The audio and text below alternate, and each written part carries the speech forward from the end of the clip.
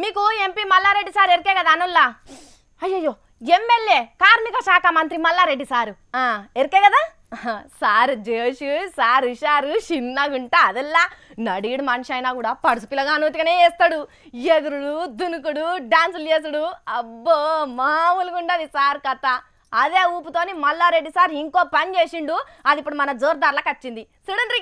నాకంటే యువకుడు, నాకంటే ఎక్కువ ఎనర్జీ ఉంది. లేవు సార్, ఒకసారి నాకంటే ఎక్కువ ఉత్సాహం ఉంది ఆయనకి. మామూలుడు కాదు. ఆయన మొదలు పెడితే ఆయన మాట్లాడిన తర్వాత మాట్లాడాలంటే భయం కూడా అవుతుంది. మల్లన్న మంచోడు అని మెచ్చుకుంటా అంటే ఇచ్చుకపోయినట్టే చేసిండు. ఉత్తగా ఎంపీగా ఉన్నప్పుడే సారు మస్తు రువ్వడి మీద ఉండేది.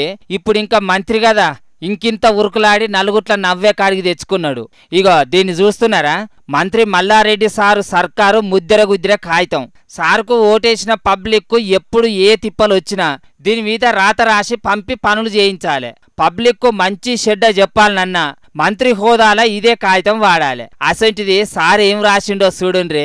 కీసర మండల కారు గుర్తు పార్టీకి అధ్యక్షునిగా జలపురం సుధాకర్ రెడ్డి అనేట ఆయనను పెడుతున్నా, ఇది ఇప్పటికాన్నుంచి అమల్లోకి రావాలే అని రాసి స్టాంపు గుద్ది పచ్చింకుతోని సంతకం పెట్టిండు.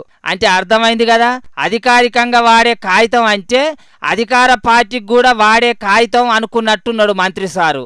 గింత ఈగుణం లేకపోతే ఎట్లా అని అంటున్నారు కాంగ్రెస్ పార్టీ లీడర్లు. గాని నిజంగా మల్లన్న తెలిసి గిసొంటి తప్పు చేస్తాడా? ఏదో కాగితాలు రాసేటోడు కాలి తప్పి రాసుకొస్తే మల్లారెడ్డి సారు మంచిగా సంతకం చేసినట్టున్నాడు. ఒకవేళ అది కాకపోతే టీఆర్ఎస్ పార్టీ ప్రభుత్వంలో ఉన్నాక ప్రభుత్వ కాగితాన్ని టీఆర్ఎస్ పార్టీకి వాడితే తప్పేంది అని అనుకున్నట్టున్నాడు. ఇక ఇంత దానికే కొంచెం పడు ఎందుకు గాని మల్లన్న ఆర్డర్ వేస్తే మళ్ళీ వెనకకు వస్తుందా? సారు కాగితం చేతికి అందుడే ఆలస్యం. కీసర మండలానికి పెద్ద మనిషి కానే అయ్యిండు సుధాకర్ అన్న.